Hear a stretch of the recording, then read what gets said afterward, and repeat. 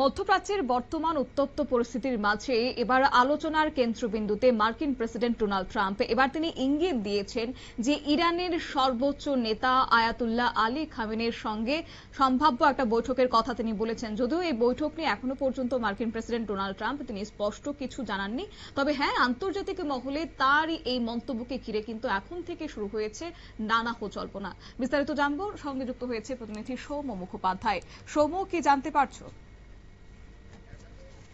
সর্বোচ্চ নেতা মোস্তফা খামেনির সাথে ট্রাম্প এবার দেখা করবেন বলে ইঙ্গিত দিলেন। তিনি হোয়াইট হাউসে সাংবাদিকদের মুখোমুখি হয়েছিলেন এবং সেখানে তিনি বলেন যে ইরানের সঙ্গে আমেরিকার যে সংঘাতের পরিস্থিতি তৈরি হয়েছে তাতে যে করে হোক আমেরিকাই জয়ী হবে। সেনাবাহিনীর সাহায্য হোক কিংবা কূটনীতির মাধ্যমে আমেরিকাকে জয়ী করা হবেই।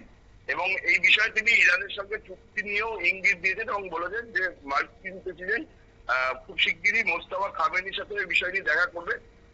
বর্তমানে ইরান এবং আমেরিকার মধ্যে সংঘর্ষ বৃদ্ধি চলছে। গত 28শে ফেব্রুয়ারি যে যুদ্ধ শুরু হয়েছিল তারপরে সংঘর্ষ বিরতি হয়, সেটা এখনো চলছে। কিন্তু এর মধ্যেই ট্রাম্প অভিযোগ করছে যে পশ্চিম এশিয়ায় মার্কিন সেনাদের খুন করা হচ্ছে। যদি আবার এই ধরনের জিনিস ঘটনা ঘটে তাহলে কিন্তু আমেরিকা সেনা অভিযান করবে এবং ফের হামলা চালানো হবে ইরানে। মোস্তফার সঙ্গে তিনি যে দেখা করার বিষয় নিয়ে তিনি বলেন যে আমি আসলে ওর সঙ্গে দেখা করতে চাই না, তবে যদি দেখা হয় তবে আমি সম্মানিত বোধ করব।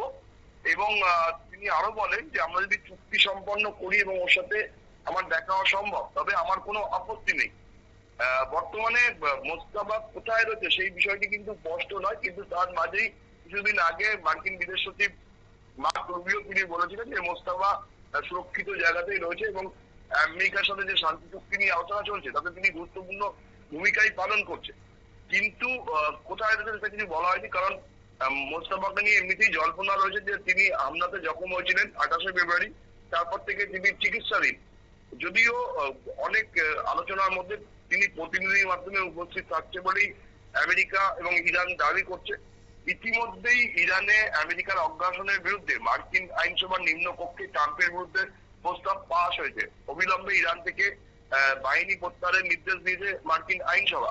এখনো উচ্চকক্ষে সেই প্রস্তাব পেশ করা হয়নি। তার মাঝেই কিন্তু ট্রাম্প যে কোনো মূল্যে ইরানের সাথে সমঝোতা করতে চাইছে এবং সেখানে কিন্তু তিনি নিজের সম্মান বাঁচিয়ে রেখে আমেরিকাকে জয়ী করে সেটা করতে চাইছে, যেটা আদৌ সম্ভব নয় বলেই মনে করা হচ্ছে। কারণ নিম্নকক্ষ আইনসভাতে ট্রাম্পকে রীতিমতো পর্যুদস্ত হতে হয়েছে।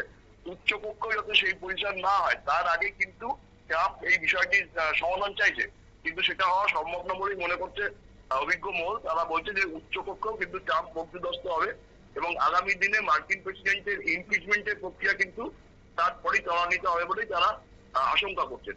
শতাব্দী। একেবারে তাই, ধন্যবাদ।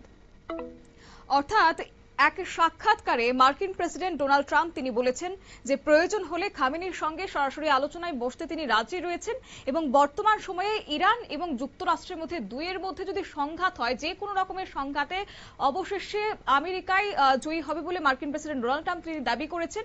অন্যদিকে ট্রাম্পের এই মন্তব্য এমন এক পর্যায়ে সামনে এসেছে যখন দুই দেশের বর্তমানে সম্পর্ক তলান্নিতে রয়েছে, এছাড়াও মধ্যপ্রাচ্যের উত্তেজনা অব্যাহত রয়েছে। যদিও রাজনৈতিক বিশ্লেষক একাংশের মতে এই বৈঠক যদি আগামী দিনে সম্ভাবনাটা যদি বাস্তবায়িত হয় তাহলে দুই দেশের সম্পর্ক কিন্তু একটা নতুন মোড় নিতে পারে। যদিও এখনো পর্যন্ত ইরানের পক্ষ থেকে আনুষ্ঠানিকভাবে কোনো রকমের প্রতিক্রিয়া দেওয়া হয়নি, তবে নজর রয়েছে এখন কূটনৈতিক মহলের এই দুই দেশের সম্পর্কের দিকে। নিয়ে নিচ্ছি ছোট্ট একটি বিজ্ঞাপন বিরতি, সঙ্গে থাকুন।